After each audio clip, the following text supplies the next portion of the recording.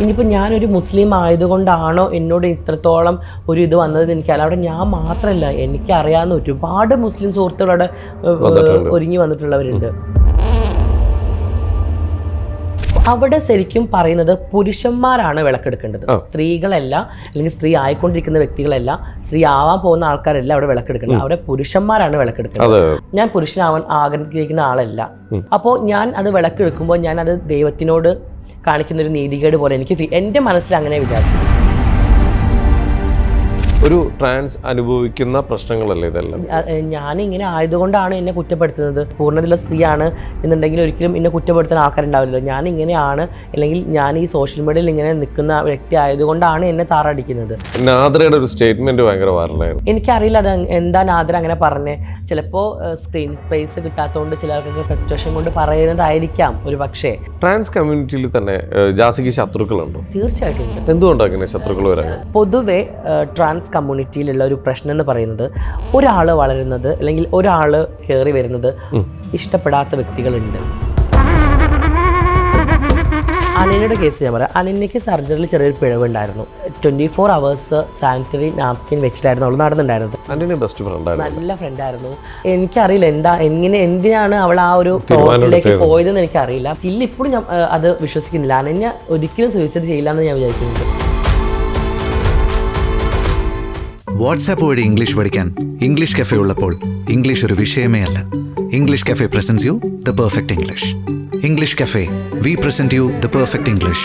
WhatsApp now 9633888575. നമസ്കാരം, welcome to Django space. It's me Sreenath K Janardhanan. അപ്പോൾ ഇന്ന് നമ്മുടെ കൂടെയുള്ള നമ്മുടെ അതിഥി ആരാന്ന് വെച്ച് കഴിഞ്ഞാൽ നമുക്ക് എല്ലാവർക്കും അറിയാവുന്ന നമ്മുടെ സ്വന്തം ജാസിയാണ്. Jasi, welcome to your show. Thank you. നമസ്കാരം. എന്താണ് വിശേഷമൊക്കെ? നല്ല വിശേഷമാണ്. വിശേഷങ്ങളാണ് കുറച്ച് ദിവസങ്ങളായിട്ട് സോഷ്യൽ മീഡിയ മുഴുവൻ ഞാനാണ്. എവിടെ നോക്കിയാലും ജാസിയാണ്. അതെ അതെ അതെ. ഇത് വിഷയം കുറച്ച് കൂടി പോയായിരുന്നു, പക്ഷെ അതങ്ങ് സോൾവ് ആക്കി ഒരുവിധം. എന്തായിരുന്നു ആ കൊറ്റംകുളങ്ങര ക്ഷേത്രത്തിലെ ആ ഒരു ചമയവിളക്കുമായി ബന്ധപ്പെട്ടുള്ള പ്രശ്നം എന്തായിരുന്നു? അത് സത്യം പറഞ്ഞാൽ ഞാൻ യൂട്യൂബ് ചാനൽ ഓൾറെഡി പറഞ്ഞതാണ്. സത്യം പറഞ്ഞാൽ ഞാൻ എൻ്റെ ഫ്രണ്ട് ഉണ്ട് ദുബായിലുള്ള, ഞങ്ങൾ ഒരുമിച്ചുള്ള ഫ്രണ്ടാണ്. അപ്പോൾ അവൻ കുറേ ഈ കൊറ്റംകുളങ്ങര പ്രോഗ്രാം നടക്കുന്നതിൻ്റെ അല്ലെങ്കിൽ ക്ഷേത്രത്തിൻ്റെ ഉത്സവം നടക്കുന്നതിൻ്റെ ഒരു 1 month മുമ്പേ ദുബായിലുള്ളത് എന്നോട് പറഞ്ഞിട്ട്, ജാസി ഞാൻ എന്തായാലും വിളക്കെടുക്കാൻ വിചാരിച്ചിട്ടുണ്ട്, ഞാൻ നോൻപ് എടുക്കുന്നുണ്ട്, അപ്പോൾ വന്നു കഴിഞ്ഞാൽ നീ എന്തായാലും എനിക്ക് മേക്കപ്പ് ചെയ്ത് തരണം. അപ്പോൾ ഞാൻ ചെറുതായിട്ടൊക്കെ ഞാൻ മേക്കപ്പ് ചെയ്യുന്ന ഒരു വ്യക്തിയാണ്. അപ്പോൾ എന്നോട് പറഞ്ഞു ഞാൻ മേക്കപ്പ് ചെയ്ത് തരണം. പിന്നെ അവൻ എടുക്കുന്ന സാരീസും ഓർണമെന്റ്സും ഒക്കെ അവൻ അപ്ഡേറ്റ് എനിക്ക് ചെയ്യും. ഇത് മതിയോ എന്നൊക്കെ പറഞ്ഞിട്ട് ഭയങ്കര. അപ്പോൾ അവൻ ഭയങ്കര ഒരു ഭക്തിയുള്ളൊരു കുട്ടി തന്നെയാണ്. അവന് നന്നായിട്ട് ഒരു കണ്ടിന്യൂസ് ആയിട്ട് വ്രതം കാര്യങ്ങളൊക്കെ എടുത്തു. അപ്പോൾ എനിക്കാണെങ്കിൽ ഇവിടെ ഇൻ്റർവ്യൂസും ഷൂട്ടും കാര്യങ്ങളൊക്കെ ഞാൻ കുറച്ച് ബിസി ആയിരുന്നു. അപ്പോൾ ഞാൻ പറഞ്ഞു ഞാൻ വരണോ രാവോ, കാരണം എനിക്ക് അന്ന് തൃശ്ശൂരൊരു ഷൂട്ട് ഉണ്ടായിരുന്നു എനിക്ക് ആഷിക്കും. അതൊരു നമ്മുടെ ഈ വിഷു ഷൂട്ടായിരുന്നു. അപ്പോൾ ഞാൻ പറഞ്ഞു ഇങ്ങനെ വിഷു ഷൂട്ട് ഉണ്ട്, അപ്പം ഇനി ഇവിടെ നിന്ന് ഞാൻ കൊല്ലത്തേക്ക് ട്രാവൽ ചെയ്യണ്ടേ, എനിക്ക് ഭയങ്കര ക്ഷീണമുണ്ട്, ഞാൻ വരണമെന്ന് വെച്ചപ്പോൾ രാവിലെ ഞാൻ വേറെ ആരും ബുക്ക് ചെയ്തിട്ടില്ല മേക്കപ്പിന്, നീ എന്തായാലും വായോ നമുക്ക് അവിടെ നിൽക്കാമെന്നൊക്കെ പറഞ്ഞിട്ട് അങ്ങനെ അവിടുന്ന് ഡയറക്റ്റ് ഞാൻ കൊല്ലത്തേക്ക് പോവുക ചെയ്യുന്നത്. ഈ വിഷു ഷൂട്ടിൻ്റെ ലൊക്കേഷൻ കഴിഞ്ഞ് ഉടനെ ഞാൻ കൊല്ലത്തേക്ക് പോയി. ഞങ്ങൾ അവിടെ ഒരു ഫ്രണ്ട് ഉണ്ടായിരുന്നു, അവൻ ഞങ്ങൾക്ക് റൂമും കാര്യങ്ങളൊക്കെ എടുത്തു തന്നു, അവിടെ നിന്നു. അപ്പോൾ ഇവനെ ഒരുക്കി. അപ്പോൾ എനിക്ക് പണ്ട് മുതലേ ഉള്ള ഒരു ഇഷ്ടമാണ് ഈ വിഗ്രഹങ്ങൾ കാണുന്നത് ഇഷ്ടമാണ്, പുരാതന വസ്തുക്കൾ കാണുന്നത് ഇഷ്ടമാണ്, ചിത്രങ്ങൾ ഇഷ്ടമാണ്, കൊത്തുപണികൾ ഇഷ്ടമാണ്, പഴയ അമ്പലങ്ങൾ, പള്ളികൾ എല്ലാം പോയി കാണുന്നത് ഭയങ്കര ഇഷ്ടമുള്ളൊരു വ്യക്തിയാണ് ഞാൻ. പഴയ കൊട്ടാരം അതൊക്കെ കാണാൻ ഇഷ്ടമാണ്. അപ്പോൾ ഈ കൊറ്റംകുളങ്ങരയിലേക്ക് ഞാൻ കുറേ വർഷങ്ങൾക്ക് മുമ്പേ ഞാനൊരു +1 +2 സമയത്ത് ഞാൻ ഒരു വട്ടം ഒരുങ്ങി പോയിട്ടുണ്ട് പണ്ട് എൻ്റെ ഫ്രണ്ട്സിൻ്റെ കൂടെ. അവിടുത്തെ ഐതിഹ്യങ്ങളും കാര്യങ്ങളൊക്കെ എനിക്കറിയാം. അപ്പോൾ ഞാൻ പറഞ്ഞു എന്നാൽ ഒരു കാര്യം ചെയ്യും, ഞാനും വരാം അമ്പലത്തിലേക്ക്, എനിക്കും ഒന്ന് കാണാമല്ലോ എന്നൊക്കെ പറഞ്ഞിട്ട് ഞാൻ അവൻ്റെ കൂടെ പോയതാണ്.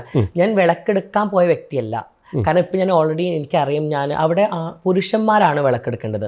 ഒരിക്കലും സ്ത്രീയോ അല്ലെങ്കിൽ സ്ത്രീ ആവാൻ പോകുന്ന ആൾക്കാരോ അല്ലെങ്കിൽ സ്ത്രീ ആയിക്കൊണ്ടിരിക്കുന്ന ആൾക്കാരോ അല്ലെങ്കിൽ ട്രാൻസായി വ്യക്തികളോ എല്ലാം അവിടെ വിളക്കെടുക്കേണ്ടത്. അവിടെ പുരുഷന്മാരാണ് സ്ത്രീവേഷം കെട്ടി വിളക്കെടുക്കുക. അതാണ് അവിടുത്തെ ഐതിഹ്യം. അങ്ങനെയാണ് ഐതിഹ്യം. അതെനിക്ക് നന്നായിട്ട് അറിയാം.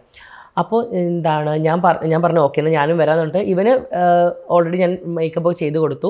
അവൻ വിളക്ക് അവിടെ രസീത് ഉണ്ട്, ആദ്യം അവിടെ രസീത് ബാഡ്സ് ഉണ്ട്, അത് വാങ്ങിച്ച് നമ്മൾ വിളക്കിനുള്ള പേയ്മെൻറ്റും കൊടുത്ത് അഡ്വാൻസ് പേയ്മെന്റും കൊടുത്ത് വിളക്ക് വാങ്ങിയിട്ടാണ് നമ്മൾ അമ്പലത്തിലേക്ക് പോവുക. ഓക്കെ. അപ്പോൾ ഞാൻ പറഞ്ഞു ഓക്കെ എന്നാൽ ശരി. അപ്പോൾ തന്നെ അവിടെ ഞങ്ങൾ അമ്പലത്തിൽ എത്തിയ പാടന്നെ അവിടെ ഫുൾ ക്രൗഡും അതേപോലെ ഫുള്ള് നമ്മുടെ ഓൺലൈൻ മീഡിയാസും ഒക്കെ ഉണ്ട്. എല്ലാം നമുക്ക് സുപരിചിതമായിട്ടുള്ള ആൾക്കാർ തന്നെയാണ് അവിടെ. അപ്പോൾ വന്ന പാടന്നെ എന്നോട് പറഞ്ഞു ജാസി എന്താ ലേറ്റ് ആയി. ഞാൻ ഇവരൊക്കെ ഒരുക്കി കഴിഞ്ഞപ്പോൾ ലേറ്റ് ആയി പോയി. അപ്പോൾ അവർ കുറച്ച് ഇൻ്റർവ്യൂ കാര്യങ്ങളൊക്കെ എടുത്തു. ഞാനങ്ങനെ അമ്പലത്തിൽ ഇങ്ങനെ അവനായിട്ട് ജസ്റ്റ് അവനോട് പറയുന്നത് നീ എൻ്റെ കൂടെ വാങ്ങുന്നു. ഞാൻ അവൻ്റെ കൂടെ പോയി. അവൻ ഫ്രണ്ടിലുണ്ട് ബാക്കിലുണ്ട്. പക്ഷെ കൂടുതൽ കവറേജ് വന്നത് എനിക്കായിരുന്നു.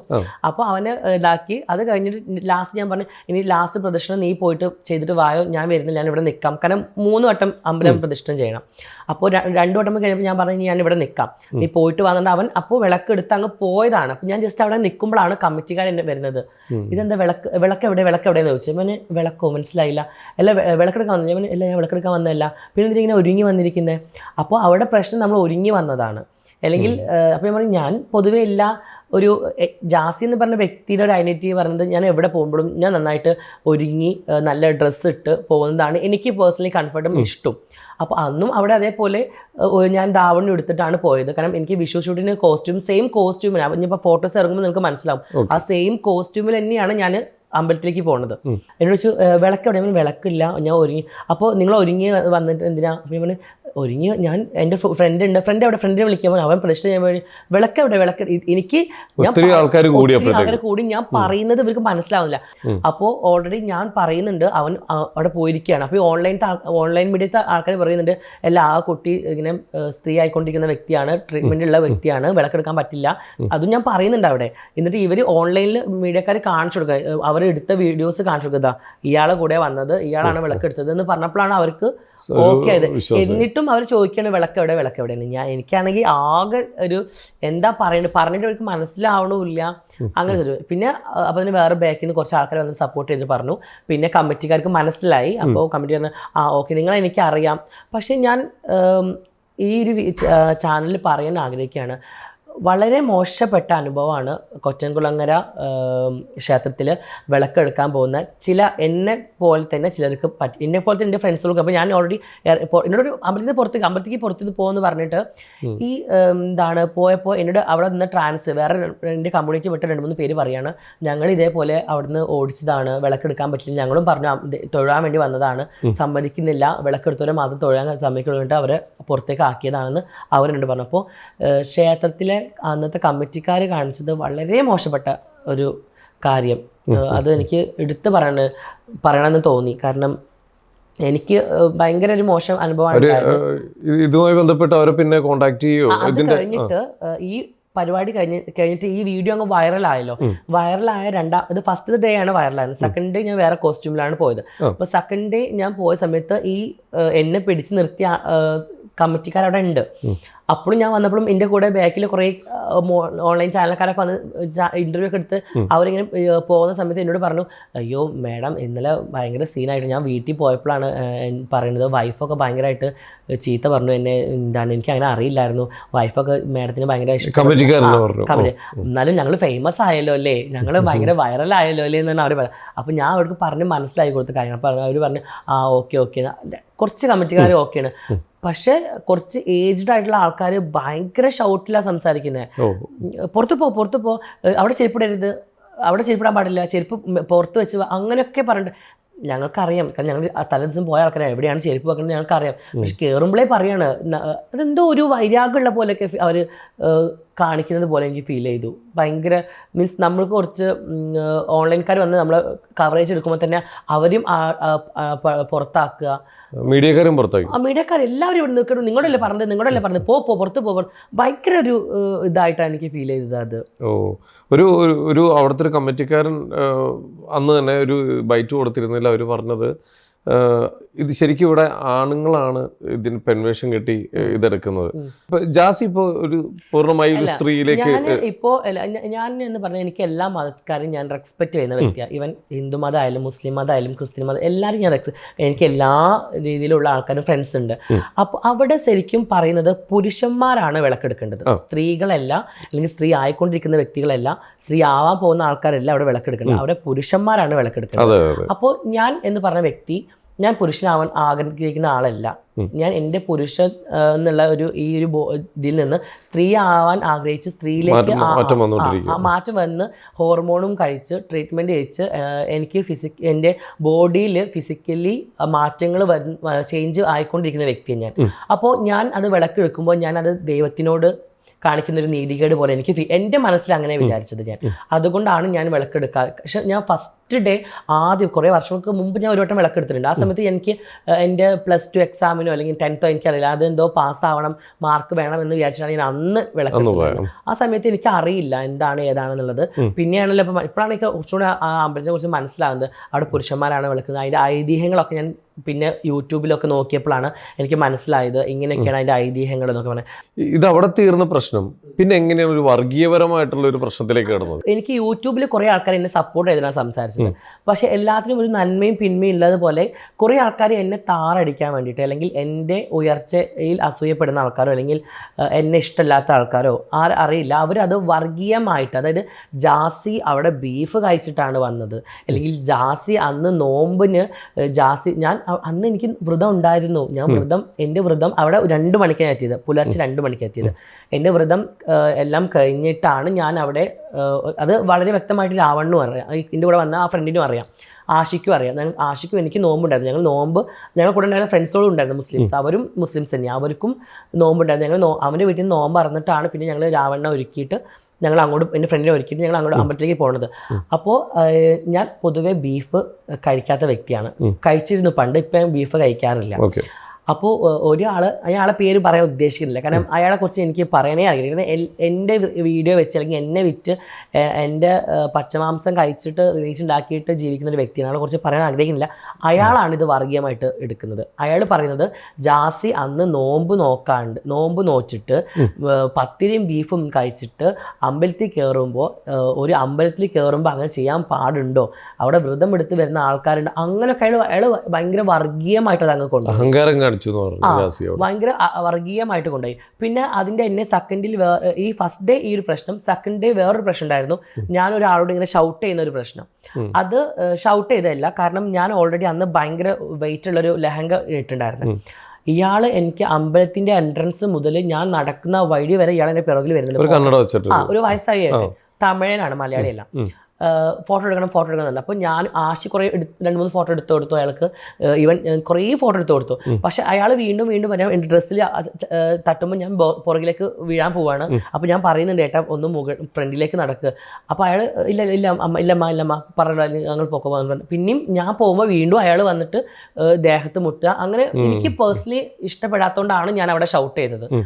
അല്ലാണ്ട് ഞാൻ സെൽഫി എടുക്കാൻ വന്ന ആളെ ഷൗട്ട് ചെയ്തതല്ല. ഒരുപാട് പേര് അന്ന് സെൽഫി എടുത്ത്, ഒരുപാട് ആൾക്കാർ വന്ന് സ്നേഹത്തിൽ സംസാരിച്ചു, ഇഷ്ടമാണെന്ന് പറഞ്ഞു, സെൽഫി എടുത്ത്.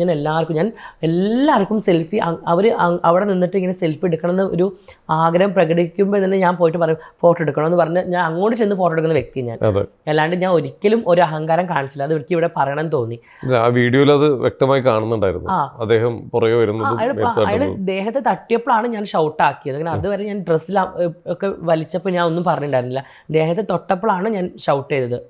എന്നിട്ട് ഞാൻ നമസ്കാരം, ഓക്കെ ശരി എന്നാൽ പൊക്കോളൂ, ഫ്രണ്ടിൽ പൊക്കോളൂ. അപ്പോഴല്ലേ ഞാൻ ഇങ്ങനെ പുറകിലേക്കാണ് പോകണം, ഓക്കെ ശരി നിങ്ങൾ പുറകിലേക്ക് പൊക്കോളൂ എന്ന് പറഞ്ഞത്. പക്ഷേ ഈ ഫസ്റ്റ് ഡേത്തെ വിഷയം ഒരു ജാസി മതത്തെ വ്രണപ്പെടുത്തി എന്ന രീതിയിൽ കുറേ സോഷ്യൽ മീഡിയയിലുള്ള കുറേ ഒന്നിനെ കുറിച്ച് ഒരു ബോധമില്ലാത്ത, എന്നെ വ്യക്തിപരമായിട്ട് എന്നെ താറടിക്കണം എന്ന് വിചാരിച്ച ആൾക്കാരാണ്. അല്ലാണ്ട് ഒരു ആൾക്കാരുമില്ല. കുറേ ആൾക്കാർ എന്നെ സപ്പോർട്ട് ചെയ്തിട്ട്, അത് അവർക്ക് ലോകവിവരമുണ്ട്, അവരെന്നെ സപ്പോർട്ട് ചെയ്ത് സംസാരിച്ചത്. കാരണം ജാസി എന്താണെന്ന് അറിയുന്ന ആൾക്കാരുണ്ട്. എൻ്റെ കുറച്ച് ക്ലോസ് ഫ്രണ്ട്സാണ്, ഈ സോഷ്യൽ മീഡിയ ബേസ്ഡ് കുറച്ച് ഫ്രണ്ട്സാണ്. എല്ലാത്തിനും കുറച്ച് ആൾക്കാർ എന്നെ വെച്ചിട്ട് പറഞ്ഞിട്ടുണ്ട്. അതൊക്കെ ഓക്കെ, നമുക്ക് മനസ്സിലാവും, അവർക്ക് അറിയുന്ന കാര്യങ്ങളാണ്. ഇതൊന്നും അറിയാണ്ട് ഞാൻ ഈ പറയുന്ന വ്യക്തി, എന്നെ സോഷ്യൽ മീഡിയ ഹറാസ് ചെയ്യുന്നൊരു വ്യക്തിയുണ്ട്. ഈ വ്യക്തി പറയുന്നത് ഇയാൾ എൻ്റെ കൂടെ ജീവിക്കുന്ന വ്യക്തികളെ പോലെയാണ്. കാരണം ജാസി ഇന്ന് ബീഫ് കഴിച്ചു, അല്ലെങ്കിൽ ജാസി ഇന്ന് ഇവിടെയായിരുന്നു, ജാസി ഇന്ന് അവിടെയായിരുന്നു, അയാൾ അങ്ങനെയാണ് സംസാരിക്കുന്നത്. പിന്നെ അയാളോടൊന്നും പറഞ്ഞിട്ട് ഒരു കാര്യമില്ല എന്ന് തോന്നിയതുകൊണ്ട് ഞാൻ പിന്നെ അതിനൊരു മറുപടി, എന്നോട് കുറേ ഫ്രണ്ട്സ് പറഞ്ഞു എനിക്കൊരു മറുപടി പറയാമായിരുന്നില്ല, എന്തിനും അയാൾക്ക് മറുപടി കൊടുത്ത് അയാളെ റീച്ചാക്കണം, എൻ്റെ ആവശ്യമില്ലല്ലോ. അപ്പോൾ അതുകൊണ്ടാണ് ഞാൻ പിന്നെ മറുപടി. ഭയങ്കര വിഷമമായില്ലേ? എനിക്ക് പേഴ്സണലി നല്ല വിഷമമുണ്ടായിരുന്നു. കാരണം എനിക്ക് പേഴ്സണലി വിഷമം വരാൻ കാരണം ഞാൻ ഒരു നന്മ ഉദ്ദേശിച്ച് പോയ വ്യക്തിയാണ്.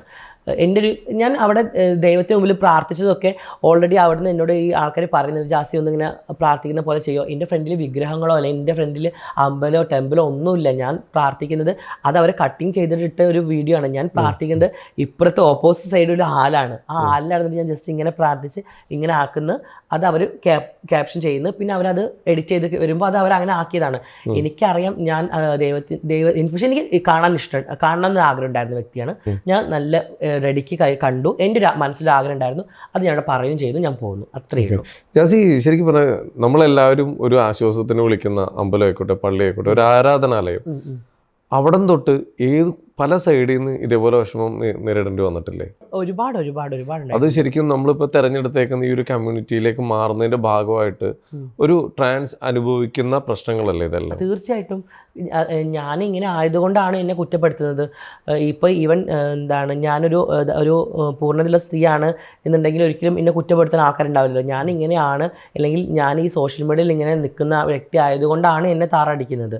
അല്ലെങ്കിൽ ജാസിനെ പിടിച്ചാൽ, അല്ലെങ്കിൽ ജാസിനെ പറഞ്ഞാൽ, അല്ലെങ്കിൽ ജാസിൻ്റെ എന്തെങ്കിലും പറഞ്ഞു കഴിഞ്ഞാൽ കുറച്ച് റീച്ച് കിട്ടും, കുറച്ച് വ്യൂസ് കിട്ടും, കുറച്ച് ലൈക്ക് കിട്ടും എന്ന് വിചാരിക്കുന്ന ആൾക്കാരാണ് എന്നെ പിടിച്ചിട്ടുള്ളത്. ഒരു നല്ല ഉദ്ദേശത്തിൽ ചെന്ന അമ്പലത്തിൽ നിന്ന് വരെ ഇതുപോലെ ഇറങ്ങുന്ന പറയുമ്പോൾ എങ്ങനെയാണ് കരയാതെ പിടിച്ചത്? അത് എനിക്ക് സത്യം പറഞ്ഞാൽ എനിക്ക് ഭയങ്കര വിഷമമുണ്ടായിരുന്നു കേട്ടോ. കാരണം എന്നിട്ട് ഞാൻ പുറത്ത് ഇറങ്ങിയപ്പോൾ എൻ്റെ അടുത്ത് നിന്ന് ഒരു ചേച്ചി ഓടി വന്നിട്ട് പറഞ്ഞു, ജാസി സോറി കേട്ടോ, സത്യം പറഞ്ഞാൽ ഞങ്ങളുടെ നാട്ടിൽ ഇങ്ങനെ അമ്പലത്തിൽ വന്നിട്ട് ജാസി ഇങ്ങനെ ഒരു ഇത് വന്നതിൽ ഞങ്ങൾ ക്ഷമ ചോദിക്കുക ഒരു ചേച്ചി വന്ന് പറഞ്ഞു. അത് കൂടാണ്ട് ഞാൻ സോഷ്യൽ മീഡിയയിൽ വീഡിയോ വൈറലായല്ലോ. അപ്പോൾ എനിക്ക് ഇൻബോക്സിൽ കുറേ മെസ്സേജ് വന്നു, ജാസി ഞങ്ങളെ നാട്ടിൽ നിന്ന് അങ്ങനെ കുറേ മെസ്സേജ് വന്നിട്ടുണ്ടായിരുന്നു എനിക്ക്. അപ്പോൾ അതൊക്കെ കാണുമ്പോൾ സന്തോഷം. പിന്നെ എന്നെ സപ്പോർട്ട് ചെയ്ത് കുറേ ആൾക്കാർ സംസാരിച്ചല്ലോ, അതൊക്കെ കാണുമ്പോൾ ഭയങ്കര സന്തോഷം തോന്നി. പിന്നെ എൻ്റെ കൂടെ വന്ന ഫ്രണ്ട് 2 ദിവസത്തെ ഇതിന് വേണ്ടി വന്നതാണ്. ഫസ്റ്റ് ഡേ തന്നെ അവനക്ക് മതിയായി. അവൻ പറഞ്ഞു, ഞാൻ ജാസി നല്ല ഉദ്ദേശത്തിൽ ഞാൻ വന്നു, പക്ഷേ എനിക്ക് ഇങ്ങനെ വിഷമം, ഞാൻ ഒരുങ്ങുന്നില്ല, ഞാൻ ചെയ്യുന്നില്ല. അവൻ പറഞ്ഞു, നീ നിൻ്റെ ആഗ്രഹത്തിന് വേണ്ടി വന്നതല്ലേ, നീ ഒരുങ്ങുക. കാരണം അവനക്കും കുറേ നെഗറ്റീവ് വന്നു. അവനെ കുറെ കളിയാക്കിയിട്ട് കുറെ നെഗറ്റീവും കാര്യങ്ങളും സെയിം ആൾ തന്നെ, എന്നെ കളിയാക്കുന്ന ആൾ തന്നെ സെയിം അവനക്കും ട്രോൾ വീഡിയോസ്. ജാസിനെ വഴക്ക് പറഞ്ഞു വരും, കുറെ പേര് വന്ന് സോറി പറയും. അവര് പിന്നെ പിറ്റേ ദിവസം വന്നപ്പോൾ എന്നോട് പറഞ്ഞു, സോറി ഞങ്ങൾക്ക് അറിയില്ലായിരുന്നു പറഞ്ഞിട്ട് അവര് നല്ല രീതിയിൽ സംസാരിച്ചു. അത് കുഴപ്പമൊന്നുമില്ല. അടുത്ത ദിവസം പറയുന്നുണ്ട്, ഒരു മീഡിയയിൽ പറയണ്ടായി, എനിക്ക് അടുത്ത വർഷം വന്ന് ദേവിനൊന്ന് തൊഴുതാ കൊള്ളാന്നുണ്ട് എന്ന് പറയുന്നുണ്ടായിരുന്നു. അടുത്ത വർഷം വരുമോ? തീർച്ചയായിട്ടും ഞാൻ പോകും. അടുത്ത വർഷം ഇൻഷാ അല്ലാഹ് ഉണ്ടെന്നുണ്ടെങ്കിൽ പോകണം. കാരണം അവിടെ ഞാനല്ല, ഇനിയിപ്പോൾ ഞാനൊരു മുസ്ലിം ആയതുകൊണ്ടാണോ എന്നോട് ഇത്രത്തോളം ഒരു ഇത് വന്നത് എനിക്കല്ല. അവിടെ ഞാൻ മാത്രമല്ല, എനിക്കറിയാവുന്ന ഒരുപാട് മുസ്ലിം സുഹൃത്തുക്കളവിടെ ഒരുങ്ങി വന്നിട്ടുള്ളവരുണ്ട്, ഒരുപാട് പേരുണ്ട്. ഈവൻ ഞങ്ങളുടെ നാട്ടിലുള്ള ആൾക്കാർ പോലും അവിടെ സ്ത്രീവേഷം ചെയ്തിട്ട് അവിടെ ഒരുങ്ങി നിൽക്കുന്നത് ഞാൻ കണ്ടിട്ടുണ്ട്. എൻ്റെ ഒരു വന്ന് സംസാരിച്ചിട്ടുണ്ട്. അപ്പം ഞാൻ മാത്രമല്ല അവിടെ എല്ലാ മതസ്ഥരും വരുന്ന ഒരു സ്ഥലമാണ്. എല്ലാവരും പോയിട്ട് ആഗ്രഹം പറയുന്നൊരു സ്ഥലമാണത്. അത് ഒരു വർഗീയതയിലേക്ക് നമ്മളൊക്കെ ജീവിക്കുന്ന കേരളത്തിലല്ലേ, അല്ലാണ്ട് നമ്മൾ ബീഹാറിലോ അല്ലെങ്കിൽ മതവർഗീയത നടക്കുന്ന സ്ഥലങ്ങളിലോ ഒന്നുമല്ലല്ലോ.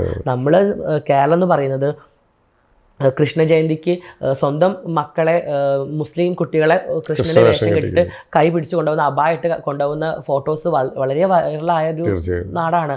അതേപോലെ നമ്മുടെ മിഠായി കൊടുക്കുന്ന അമ്പലക്കാർ, നബിദിനത്തിന് വെള്ളം കലക്കി കൊടുക്കുന്ന അമ്പല കമ്മിറ്റി ആൾക്കാർ, അത് കൂടാണ്ട് തന്നെ ഈ പ്രാവശ്യത്തെ പൊങ്കാലയ്ക്ക് അടുപ്പ് കൂട്ടാണ്ടി പള്ളി ആൾക്കാർ, അമ്പലത്തിൽ നോമ്പ് നടത്തുന്ന ആൾക്കാർ, ആ ഒരു കേരളത്തിൽ നമ്മൾ ഇതാക്കുന്നത്.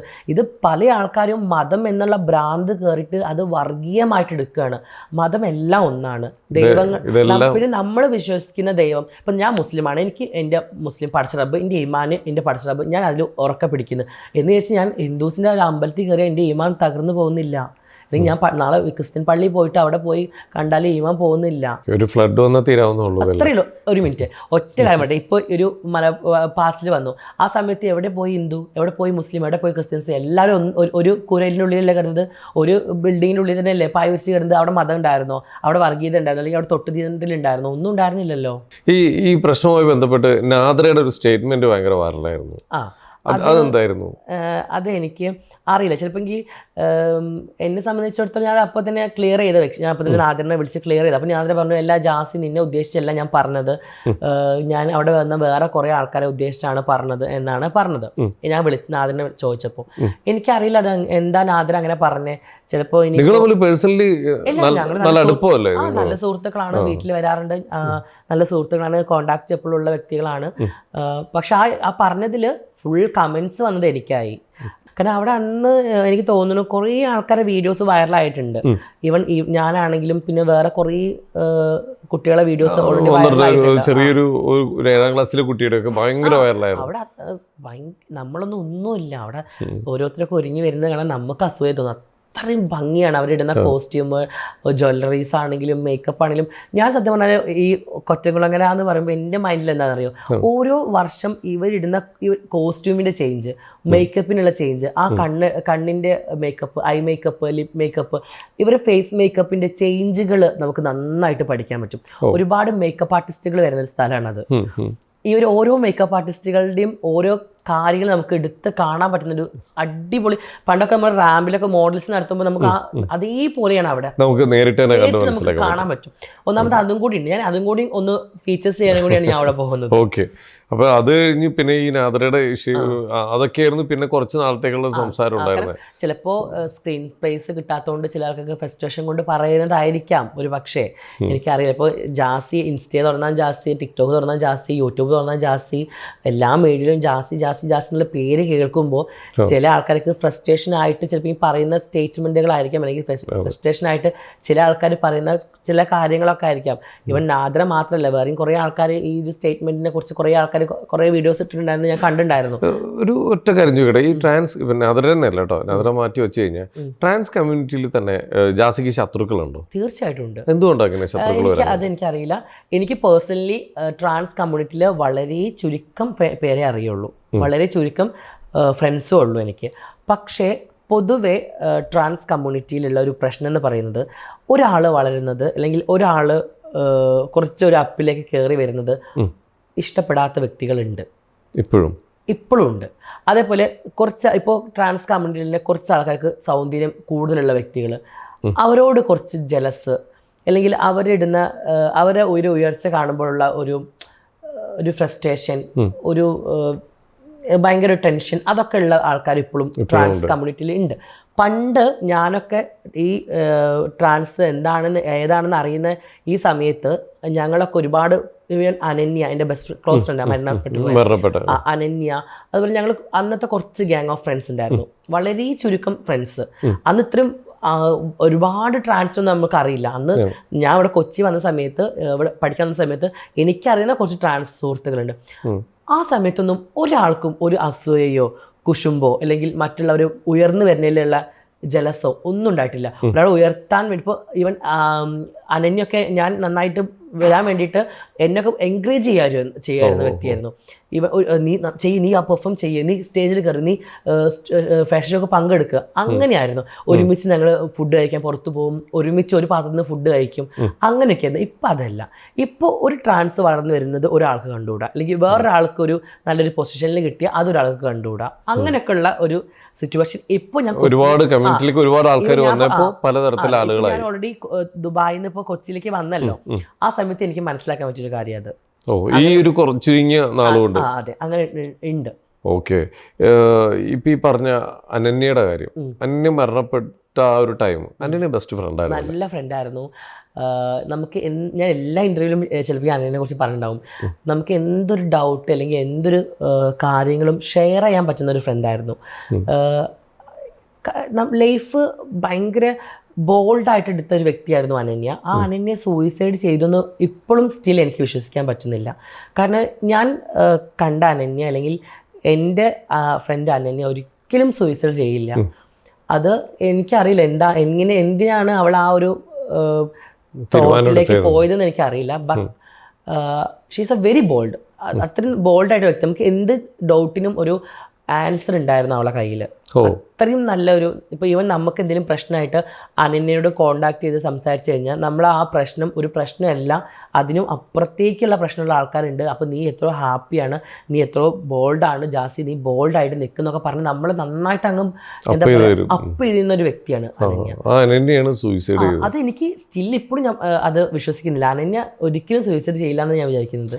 ഈ ട്രാൻസ് കമ്മ്യൂണിറ്റിയിലേക്ക് വരുമ്പോൾ നമ്മൾ സർജറി ചെയ്യുന്നത്, ഇപ്പം ഈ അടുത്തൊരു വീഡിയോയിൽ കണ്ടായിരുന്നു, സർജറി ചെയ്ത് കഴിഞ്ഞാൽ ഭയങ്കര ബുദ്ധിമുട്ടാണ്, ഭയങ്കര പഴുപ്പ് വന്നുകൊണ്ടിരിക്കും, മൂത്രം ഒഴിക്കാൻ അതായത് യൂറിൻ പാസ് ചെയ്യാൻ വേണ്ടി പോകുമ്പോൾ പിന്നായിട്ട് പോകേണ്ട ഒരു അവസ്ഥ വരുന്നുണ്ട് എന്നൊരാൾ ഈ അടുത്തൊരു ഇന്റർവ്യൂവിൽ പറഞ്ഞു. അങ്ങനെയുണ്ടോ ശരിക്കും? അങ്ങനെയൊന്നുമില്ല. സർജറി അത് ഇപ്പോൾ ഈവൻ അനന്യയുടെ കേസ് ഞാൻ പറയാം. അനന്യക്ക് സർജറിയിൽ ചെറിയൊരു പിഴവുണ്ടായിരുന്നു. അനന്യക്ക് സർജറി പിഴവുണ്ടായിട്ട് ഇൻഫെക്ഷൻ ആയിരുന്നു, ബ്ലീഡിങ് ഉണ്ടായിരുന്നു. 24 hours സാനിറ്ററി നാപ്കിൻ വെച്ചിട്ടായിരുന്നു അവൾ നടന്നുണ്ടായിരുന്നത്. അത് ഭയങ്കര ഒരു, കാരണം സ്ത്രീകൾക്കറിയാം ഒരു മാസത്തിൽ ഒരു 7 ദിവസം അല്ലെങ്കിൽ 5 ദിവസം ഈ സാനിറ്ററി നാപ്കിൻ വെച്ച് നടക്കുന്ന സ്ത്രീകൾക്കറിയാം ജീവിതകാലം മുഴുവൻ ഇത് വെച്ച് നടക്കുന്ന ഒരാളെ ഒരു എന്താ പറയുക സിറ്റുവേഷൻ ഒന്ന് മനസ്സിലാവുമല്ലോ നമുക്ക്. ഇവൻ ഞാൻ നേരിട്ട് കണ്ട വ്യക്തിയാണ് അനന്യയുടെ. അപ്പോൾ ബ്ലീഡിങ് ഉണ്ടാവാറുണ്ട് അനന്യക്ക്. അത് അവളെ ചെയ്ത സർജറിയിലുള്ള പിഴവ് കൊണ്ടാണ്. അല്ലാണ്ട് എല്ലാ ട്രാൻസിനും മൂത്രയ്ക്കാൻ വേണ്ടി പോകുന്ന സമയത്ത് പിന്നെ കൊണ്ടുപോകണം, അത് കുത്തിയിട്ട് പഴുപ്പെടുക്കണം, അങ്ങനെയൊന്നുമില്ല. പിന്നെ നമ്മൾ കെയർ ചെയ്തില്ലെങ്കിൽ യൂറിൻ ഇൻഫെക്ഷൻ ഉണ്ടാവും. അതിപ്പോൾ സ്ത്രീകൾക്കാണെങ്കിലും നമ്മൾ പ്രൈവറ്റ് പാർട്ടുകളാണ്, അത് വളരെ വൃത്തിയായിട്ട് കൊണ്ടു നടക്കണം. വളരെ വൃത്തിയായിട്ട് കൊണ്ടു നടന്നില്ലെങ്കിൽ ഇൻഫെക്ഷൻ വരും, യൂറിൻ ഇൻഫെക്ഷൻ ആവും, പഴുപ്പ് വരും. അതൊക്കെ ഓൾറെഡി സ്ത്രീകൾക്കുള്ള പോലെ തന്നെയാണ്. അല്ലാണ്ട് ട്രാൻസ് എല്ലാവരും പിന്നേറ്റ് നടക്കണം, അത് ആ ലെവലൊന്നും ശരിയല്ല. അങ്ങനെ ഒരു സ്റ്റേറ്റ്മെന്റിൽ പറഞ്ഞതാണ് ഇങ്ങനെ ഒരു അങ്ങനെ വരുന്ന അവസ്ഥകളുണ്ട്. അങ്ങനെയുള്ള അവസ്ഥ ചില ട്രാൻസിന്റെ ഈ പറഞ്ഞ പോലെ ചില ഓപ്പറേഷത്തിലുള്ള പിഴവ് മൂലമൊക്കെ ഉണ്ടാവുന്ന ചില സിറ്റുവേഷൻ ഉണ്ടാവും. പക്ഷെ ഇപ്പൊ അത് ഒന്നും കൂടെ അതൊക്കെ ഓക്കെ ആക്കി വീണ്ടും ഓപ്പറേഷനൊക്കെ ചെയ്യാൻ പെയിൻഫുൾ. പിന്നെ ഈ ഒരു പുരുഷനിൽ നിന്ന് സ്ത്രീ ആവുന്ന യാത്ര എന്ന് പറയുന്നത് കുറച്ച് പെയിൻഫുൾ നിറഞ്ഞ യാത്ര തന്നെയാണ്. കാരണം ഫസ്റ്റ് ട്രീറ്റ്മെൻറ്റ് മുതലേ ഹോർമോൺ ട്രീറ്റ്മെൻറ്റ് മുതലേ നമുക്ക് പെയിൻഫുൾ സ്റ്റാർട്ട് ചെയ്യാൻ തുടങ്ങും. കാരണം നമുക്ക് ഹോർമോൺസ് ബോഡിയിൽ വരുമ്പോൾ ബ്രസ്റ്റിൻ്റെ ഭാഗത്തേക്ക് പെയിൻ വരാൻ തുടങ്ങും. പിന്നെ നമുക്ക് ലേസർ ട്രീറ്റ്മെൻറ്റൊക്കെ ഇവിടെ എനിക്ക് തോന്നുന്നു അത്ര വലിയ പെയിൻ ഇല്ല നാട്ടിൽ ട്രീറ്റ്മെൻറ്റ് ലേസർ. ദുബായിലൊക്കെ ഭയങ്കര പെയിൻ ആയിരുന്നു ലേസർ ട്രീറ്റ്മെൻറ്റ് പറയുമ്പോൾ നമുക്ക് ചിന്തിക്കാൻ പറ്റില്ല, അത്രയും പെയിൻ ആയിരിക്കും. ഇവിടെ പിന്നെയും അവർ മരവിപ്പിക്കാനുള്ള ഓയിൽമെൻ്റ് ഒക്കെ യൂസ് ചെയ്തിട്ടാണ് നമുക്ക് ചെയ്യുന്നത്. ദുബായിൽ അതില്ല, ദുബായിൽ ഡയറക്റ്റ് ആണ്, പക്ഷെ നല്ല റിസൾട്ടാണ്. അപ്പോൾ ആ ഒരു പെയിൻ ഉണ്ട്. പിന്നെ ബ്രെസ്റ്റ് സർജറി കുറച്ച് പെയിൻഫുൾ ആണ്, ഡൗൺ സർജറി കുറച്ചുകൂടി പെയിൻഫുൾ ആണ്, അങ്ങനെയൊക്കെ ഉണ്ട്. ഈ പറഞ്ഞ പോലെ സർജറി കഴിഞ്ഞതിന് ശേഷം യൂറിൻ പാസ് ചെയ്യുമ്പോഴൊക്കെ ഭയങ്കര ബുദ്ധിമുട്ടുകൾ കുറച്ച് നാളത്തേക്ക് അത് ട്യൂബ് ഇടുന്നുണ്ട്. കുറച്ച് നാളത്തേക്ക് കുറച്ച് ബുദ്ധിമുട്ടുകളും കാര്യം ഉണ്ടാവും. അത് കഴിഞ്ഞാൽ നോർമൽ തന്നെയാണ്, പ്രശ്നങ്ങളൊന്നുമില്ല. പിന്നെ നമ്മൾ നന്നായിട്ട് ക്ലീൻ ആയിട്ട് കൊണ്ട് നടക്കണമെന്നേ ഉള്ളൂ. ഓക്കെ. ഇത് പലരുടെയും ഓരോ ഡൗട്ട്. ഇങ്ങനെയൊക്കെ ഈ ഇപ്പൊ പിന്നെ വെച്ച് കുത്തി എടുക്കുക എന്നൊക്കെ പറയുമ്പോൾ ഇത് വേറെയുള്ള ആൾക്കാർക്ക് വളരെ നെഗറ്റീവ് ആയിട്ടുള്ള തോട്ടാ പോവാ. തീർച്ചയായിട്ടും ഇതിലേക്ക് മാറണം ആഗ്രഹിക്കുന്നവരും പേടിച്ചു പോകുന്നു. അയ്യോ ഇത്രയൊക്കെ പെയിൻഫുൾ ആണോ, ഇങ്ങനെയൊക്കെ ആവൂല, അപ്പൊ ലൈഫ് പോവോ, അങ്ങനെയൊക്കെ ചിന്തിക്കുന്ന ഒരുപാട് പേര് പേടിച്ചിട്ടുണ്ടാവും. അതിൽ കമന്റിൽ തന്നെ കുറെ പേര് അങ്ങനെയൊക്കെ സംസാരിക്കുന്നുണ്ട്. എന്നെ സംബന്ധിച്ച് എന്നെ ഒരുപാട് പേര് ഇപ്പോൾ ഓൾറെഡി ട്രാൻസ് ആയ വ്യക്തികളാണ്. എല്ലാവരും ഇപ്പം ഞാൻ ഓൾറെഡി ആ ഒരു സിറ്റുവേഷനിലേക്ക് പോകുന്ന വ്യക്തി. അപ്പം ഞാൻ എല്ലാവരോടും കാണുമ്പോൾ ചോദിക്കുന്നത് അറിയാം, പെയിൻഫുൾ ആണോ, പ്രശ്നം ഉണ്ടാവോ, അതാവോ ഇതാവോ. എല്ലാവരും എന്താ പറയുന്നത്, സപ്പോർട്ടാണോ? എല്ലാവരും ചില ആൾക്കാർ പറയും ചെയ്യണ്ട, ഡൗൺ ചെയ്യണ്ട, ബ്രസ്റ്റ് വേണമെങ്കിൽ വെച്ചോ, ഡൗൺ സർജറി ചെയ്യണ്ട. ചില ആൾക്കാർ പറയും ഡൗൺ ചെയ്താലാണ് ആ കറക്റ്റ് പെൺകുട്ടികളെ ആ ഒരു ക്യൂട്ട്നെസ്സും ഒരു ഇതും വരത്തുള്ളൂ, ബോഡിയിൽ മൊത്തത്തിൽ ചേഞ്ച് ആവണമെങ്കിൽ നമ്മൾ മെയിൻ ഒരു ഹോർമോൺ ആണല്ലോ. പുരുഷന്മാരെന്ന് പറയുമ്പോൾ പുരുഷന്റെ ഒരു ഐഡന്റിറ്റി ആണല്ലോ അത്. ആ ഹോർമോൺ ആണല്ലോ എടുത്ത് കളയുന്നത്, അവയവമാണല്ലോ എടുത്ത് കളയുന്നത്. അത് കളയുമ്പോൾ തന്നെ നമുക്ക് ഫെമിനി ടച്ച് നന്നായിട്ട് വരും. അല്ലാണ്ട് ലൈക്ക് ഷീമെയിൽ പോലത്തെ ആൾക്കാരുണ്ട്, അവർക്ക് അങ്ങനത്തെ പ്രശ്നമൊന്നും ഉണ്ടാവില്ല. ബ്രസ്റ്റ് സർജറി ചെയ്ത് പക്ഷെ നമ്മൾ പറയുന്നതാണ് നമ്മൾ ഐഡന്റിറ്റി അല്ലോ. ഇപ്പം ഞാൻ ഒരു സ്ത്രീയാണ് എന്ന് പറഞ്ഞാൽ അത് എൻ്റെ ഇപ്പോൾ വെറുതെ ഒരു പുരുഷൻ വന്നാൽ ഞാൻ സ്ത്രീയാണെന്ന് പറയത്തില്ലല്ലോ. അവരുടെ മനസ്സിൽ സ്ത്രീ ഹോർമോൺ ഉള്ളതുകൊണ്ടും അവർക്ക് സ്ത്രീ ആവാൻ ആഗ്രഹം ഉള്ളതുകൊണ്ടാണ് അവർ ഐഡന്റിറ്റി സ്ത്രീ ആണെന്ന് പറഞ്ഞ് മുന്നോട്ട് വരുന്നത്. അങ്ങനെ വരുന്ന ആൾക്കാരെ എൻകറേജ് ചെയ്യും. എല്ലാവരുടെ ഒരു ഡൗട്ടാണ്, ഇപ്പോൾ അമ്പലത്തിലെ ഇഷ്യൂ ഇതൊക്കെ കഴിഞ്ഞപ്പോൾ ഒരു ഡൗട്ടാണ്, ജാസി സർജറി ചെയ്തിട്ടുണ്ടോ? ഞാൻ പൂർണ്ണമായും സ്ത്രീയിലേക്ക് എത്തിയോ? എൻ്റെ സർജറി പൂർണ്ണമായിട്ട് കഴിഞ്ഞിട്ടൊന്നുമില്ല. ഞാനിപ്പോൾ ട്രീറ്റ്മെന്റ് ചെയ്തുകൊണ്ടിരിക്കുകയാണ്. എനിക്ക് ഇനിയും കുറച്ചും കൂടെ ട്രീറ്റ്മെൻറ്റ് കഴിഞ്ഞ ശേഷം സർജറിൻ്റെ കാര്യങ്ങളൊക്കെ ഇനി ചെയ്യണം. ഞാൻ സർജറി ഡേറ്റും കാര്യങ്ങളൊന്നും കൺഫേം ആയിട്ടില്ല. ചെയ്യാൻ ഉദ്ദേശിക്കുന്നത് ഡൽഹി അങ്ങനെ ഉള്ള സ്ഥലങ്ങൾ. അവിടെ ഓൾറെഡി എൻ്റെ ഫ്രണ്ട് അവിടെ നിന്നാണ് ചെയ്തത്. അപ്പോൾ അവളാണ് എൻ്റെ കൂടെ വന്ന് ചെയ്യാന്ന് പറയുന്നത്. അപ്പോൾ അവള് പറഞ്ഞത് അവിടുത്തെ ഡോക്ടേഴ്സ് നല്ലതാ. അപ്പോൾ ഡോക്ടേഴ്സിന്റെ കമ്മ്യൂണിക്കേഷൻ കാര്യങ്ങളൊക്കെ ഉണ്ട്. ഇനിയിപ്പോ സോഷ്യൽ മീഡിയയിൽ മറ്റൊരു ചർച്ച നടക്കുകയാണ്. ബിഗ് ബോസിലേക്കുള്ള ലിസ്റ്റ് കൊടുക്കുന്നതിൽ എല്ലാ ലിസ്റ്റിലും ഓരോരുത്തർ പ്രൊഡിക്ട് ചെയ്ത ലിസ്റ്റിൽ ജാസി ഉണ്ട്. സത്യം പറയുകയാണെങ്കിൽ ദയവ് ചെയ്ത് ഹാരിന്റെ പ്രൊഡിക്ഷൻ ലിസ്റ്റിൽ എല്ലാത്തിലും എന്തിനാ ടെൻഷൻ? എല്ലാവരും സന്തോഷിക്കല്ലേ വേണ്ട? സന്തോഷമുണ്ട്. പക്ഷെ ഈ എൻ്റെ ഫ്രണ്ട് പ്രൊഡിക്ഷൻ ലിസ്റ്റിൽ വന്നു കഴിഞ്ഞാൽ ബിഗ് ബോസ് വിളിക്കില്ലെന്നാണോ? ദൈവമേ, എല്ലാത്തിലും ആര് ലിസ്റ്റ് എടുത്താലും അതിൽ ജാസി ഉണ്ട്. എനിക്ക് ബിഗ് ബോസ് എന്ന് പറഞ്ഞാൽ എന്റെ ഡ്രീമാണ്. ലൈക്ക് നമുക്ക് എല്ലാവർക്കും എന്റെ പൊന്നു ഏഷ്യാനെറ്റ് ഇതൊക്കെ ഒന്ന് കേൾക്കൂ, ഒന്ന് വിളിക്കൂ. അതെ, കാരണം എൻ്റെ ഭയങ്കര ഡ്രീമാണ് ബിഗ് ബോസ്. കാരണം എൻ്റെ എല്ലാ സീസണിലും എൻ്റെ ഓരോ ഫ്രണ്ട്സ് ഉണ്ടാവും അതിൽ. അപ്പോൾ അവരൊക്കെ വന്നു കഴിഞ്ഞാൽ അവിടുത്തെ കഥകൾ പറയുമ്പോഴും പിന്നെ ഞാൻ ലൈക്ക് എവിടെ കൊണ്ടുപോയിട്ടാലും ആ ഒരു ഭാഗം ഭയങ്കര വൈബ്രൻ്റ് ആക്കുന്ന ഒരു വ്യക്തി ഞാൻ. എനിക്കിങ്ങനെ ഒറ്റയ്ക്ക് ഇരിക്കാൻ ഇഷ്ടമല്ല. എനിക്കിങ്ങനെ ഫ്രണ്ട്സിൻ്റെ കൂടെ കലബല അങ്ങനെ സംസാരിക്കണം. ഭയങ്കര ആക്റ്റീവ് പേഴ്സണാണ്. ഞാൻ ഭയങ്കര ആക്റ്റീവായി നടക്കുന്ന വ്യക്തിയാണ്. എനിക്ക് ഭയങ്കര ഹാപ്പിനെസ് സ്പ്രെഡ് ചെയ്യുന്ന വ്യക്തിയാണ് ഞാൻ. അപ്പോൾ എനിക്ക് അങ്ങനെ ഒരു സ്ഥലത്ത് പോയി കഴിഞ്ഞാൽ അവിടെ ഇനി ഇവൻ എന്നെ വിളിച്ചു കഴിഞ്ഞാൽ അവിടെ ആരെങ്കിലും ബുദ്ധിമുട്ടോ അല്ലെങ്കിൽ ടെൻഷനൊക്കെ ഉണ്ടെങ്കിൽ ഞാൻ അവിടെ പോയി കഴിഞ്ഞാൽ പൊന്നിസായി കളിച്ചു കഴിഞ്ഞാൽ അതൊക്കെ ടെൻഷൻ ആയാലോ എന്ന് വിചാരിച്ചിട്ട് ഞാൻ പോണതാ. ഓക്കെ, അപ്പൊ എല്ലാ വൈബും നമ്മൾ അവിടെ എടുക്കും. അതെ അതെ. അപ്പൊ എന്തായാലും നമുക്ക് പ്രതീക്ഷിക്കാം, ഏതായാലും നമുക്ക് നോക്കാം. പിന്നെ അത് മാത്രമല്ല, ഇപ്പൊ ഈ അടുത്തായിട്ട് ഭയങ്കരമായിട്ട് കുക്കിങ്ങും പരിപാടികളൊക്കെ സ്റ്റാർട്ട് ചെയ്തിട്ടുണ്ട്. കുക്കിംഗ് എനിക്ക് പേഴ്സണലി ഭയങ്കര ഇഷ്ടമാണ്. ഞാൻ പഠിച്ചത് ഡിപ്ലോമ ഹോട്ടൽ മാനേജ്മെന്റ്. അപ്പൊ അതുപോലെ കുക്കിങ്ങിനോട് ഇഷ്ടമുണ്ട്. പിന്നെ ഇവൻ ഞാനാണെങ്കിലും ആശയാണെങ്കിലും വീട്ടിൽ കുക്ക് ചെയ്ത് കഴിക്കും. എന്ത് പറഞ്ഞാലും ഉണ്ടാക്കി കൊടുക്കും. ആഷിക്ക് ഓൾറെഡി എന്താണ് ഫുഡ്, ഹോട്ടൽ ഫുഡിനെക്കാട്ടി ഇഷ്ടം നല്ല ഞാൻ ഉണ്ടാക്കുന്ന ഫുഡാണ് കൂടുതൽ ഇഷ്ടം. ആഷി എപ്പോഴും നല്ല ഫുഡ് കഴിക്കുന്നത് ഇഷ്ടമാണ്. അവന് നല്ല ഫുഡിയാണ്, ഞാനും നല്ല ഫുഡിയാണ്. ഇവൻ നാടൻ ഫുഡുകളാണ് രണ്ടുപേർക്കും ഇഷ്ടം. അവർക്ക് പിന്നെ കുറച്ചുകൂടെ സീ ഫുഡ് ഐറ്റംസുകളാണ് കൂടുതൽ ഇഷ്ടം. എനിക്ക് കുക്ക് ചെയ്യാനും ഇഷ്ടം ഫിഷ് ഐറ്റംസ് അങ്ങനെ ഒക്കെ ഐറ്റംസുകളാണ് കൂടുതൽ ഇഷ്ടം. പിന്നെ നാടൻ ഫുഡും ഭയങ്കര ഇഷ്ടമാണ്. കുക്ക് ചെയ്തിട്ട് പാളിപ്പോയിട്ടുള്ള ഏത് ഫുഡാ? ബിരിയാണി. ജാസി പറയുന്നു ബിരിയാണി ഇപ്പോഴാണ് ഞാൻ ഓക്കെ ആയത്. ലക്ഷി അതുവരെ പാലക്കാടൻ ബിരിയാണി എനിക്ക് ഫ്ലോപ്പാണ്. എനിക്കത് കറക്റ്റ് മെഷർമെന്റ് ആ ഒരു റേഷ്യോ കിട്ടത്തില്ല. പക്ഷെ ഞങ്ങളെ മലബാർ ബിരിയാണി ഇപ്പൊ അടുത്ത് ഉണ്ടാക്കി അടിപൊളിയല്ലായിരുന്നോ? ബിരിയാണി ഇപ്പോ ഞാൻ ഓക്കെ ആയി, അതിലൊന്നും ഓക്കെ. പക്ഷെ പൊതുവേ ഞാൻ പ്യോർ വെജിറ്റേറിയൻ ഫുഡ് എല്ലാം, സദ്യ എല്ലാം ഞാൻ ഉണ്ടാക്കും. അവിയല്, തോരൻ, കാളൻ, ഓലൻ എല്ലാം എനിക്ക് ഉണ്ടാക്കാൻ അറിയാം. പെർഫെക്റ്റ് ആയി പായസം ഉണ്ടാക്കും. എന്ത് വേണം എനിക്ക് അപ്പൊ ആശ എടുക്കാൻ പറയും, നീ കഴിഞ്ഞ ജന്മത്തിൽ വല്ല നമ്പൂതിരിക്ക് ജനിച്ചതായിരുന്നു എന്നൊക്കെ ചോദിക്കുന്നു. പക്ഷെ എനിക്ക് നാടൻ ഫുഡുകൾ ഭയങ്കര ഇഷ്ടമാണ്. മാമ്പഴ പുളിശ്ശേരി അങ്ങനെ ഐറ്റംസ് ഒക്കെ. പെരുന്നാൾ അടിപൊളിയായിരുന്നു. ഞങ്ങള് പെരുന്നാളിന് ഇവിടെ കൊച്ചിയിൽ ഞങ്ങളൊരു ഫാമിലി ഉണ്ട്, അവരുടെ വീട്ടിൽ പോയി. പിന്നെ ഞങ്ങൾ മട്ടൺ ബിരിയാണി ഉണ്ടാക്കി വീട്ടിൽ. പിന്നെ ഫ്രണ്ട്സ് ഉണ്ടായിരുന്നു, അവരെല്ലാവരും കൂടെ വീട്ടിലേക്ക് വന്നിട്ടുണ്ടായിരുന്നു. ഞങ്ങൾ അടിച്ച് പൊളിച്ച് ബിരിയാണി കഴിച്ച് പുറത്തൊക്കെ ഒന്ന് പോയി, രണ്ടും അങ്ങോട്ടും ഇങ്ങോട്ടൊക്കെ പോയി. അപ്പോൾ ഷോപ്പ് ഒക്കെ ചെയ്തിട്ട് പോകുന്നു. അടിപൊളി. ഇപ്പൊ ദുബായിൽ നിന്ന് ഇപ്പൊ ഇവിടെ വന്നിട്ട് കുറച്ചായി. ഇപ്പൊ ഇവിടെ പബ്ലിക്കിലുള്ള ആളുകളുടെ സമീപനമൊക്കെ എങ്ങനെ? ഒരുപാട് ആരാധകരൊക്കെ ഉണ്ടോ? നല്ല എവിടെ പോയാലും നല്ല ഒരുപാട് ആരാധകരും എല്ലാവരും ഭയങ്കര സ്നേഹവും. ഇപ്പൊ ഞങ്ങള് ഈ പെരുന്നാളിന് തന്നെ ഞങ്ങള് ഫോർട്ട് കൊച്ചി ഒക്കെ പോയിട്ടുണ്ടായിരുന്നു. ആ സമയത്ത് കുറേ ഫാമിലീസ് ഒക്കെ വന്ന് ഫോട്ടോ എടുക്കുക, അവര് ഉമ്മമാരൊക്കെ വന്ന് ഭയങ്കര സ്നേഹത്തിൽ സംസാരിക്കുക ഒക്കെ പറയുമ്പോൾ ശരിക്കും നമ്മളെ ഈ കമന്റ് ഒക്കെ നോക്കുമ്പോൾ ഒരുപാട് ആൾക്കാർ നെഗറ്റീവ് കമന്റ് ഇടുന്ന ആൾക്കാരൊക്കെ ഉണ്ട്. പക്ഷെ എപ്പോഴും കാണുന്ന ഒരു അതിശയമാണ്, ജാസിയുടെ പുറത്തുള്ള വീഡിയോയിൽ ഒരാൾ പോലും ജാസിനോട് മോശമായിട്ട് പെരുമാറുന്ന കാണുന്നില്ല. എല്ലാവരും വന്നിട്ട് കെട്ടിപ്പിടിക്കുന്നു, സ്നേഹം കാണിക്കുന്നു. ഇതെവിടെ പോയിരിക്കുന്നു? അത് എല്ലാവരും ചോദിക്കുന്ന ക്വസ്റ്റ്യൻ. നിന്റെ കമന്റ് ബോക്സിൽ തെറിവിളിയാണെങ്കിലും പുറത്ത് പോയാൽ നിന്നോട് എല്ലാവരും സ്നേഹമാണ്. പിന്നെ ആരാണ് നിന്നെ ഈ ബാഡ് കമന്റ് ഇടുന്നത് എന്ന് എൻ്റെ ഫ്രണ്ട്സോട് ചോദിക്കാറുണ്ട്. ഈവൻ എനിക്ക് ഇതുവരെ പബ്ലിക്കിൽ നിന്ന് അങ്ങനത്തെ ഒരു നെഗറ്റീവ് വന്നിട്ടില്ല. നീ എന്താണ് ഈ ഇതിൽ കാണിക്കുന്നത് പറഞ്ഞിട്ട് ഒരു ആൾ ഒന്നും പറഞ്ഞിട്ടില്ല. എനിക്ക് പബ്ലിക്കിൽ ഇറങ്ങുമ്പോൾ ഭയങ്കര സ്നേഹം. എല്ലാവരും ഇങ്ങോട്ട് വന്ന് ഓടി വന്ന് സ്നേഹം, അവരെ കാര്യങ്ങൾ പറയുക, എൻ്റെ വിശേഷങ്ങൾ ചോദിക്കുക, വീട്ടിലെ വിശേഷങ്ങൾ ചോദിക്കുക, ഭയങ്കര സ്നേഹത്തിൽ അവർ പെരുമാറുക. പക്ഷെ ഈ ഇൻസ്റ്റ വീഡിയോസ് അത് എനിക്ക് തോന്നുന്നു കാണുമ്പോൾ ഉള്ള ഒരു ഫ്രസ്ട്രേഷൻ ഒക്കെ ആയിരിക്കാം, അതുകൊണ്ടായിരിക്കും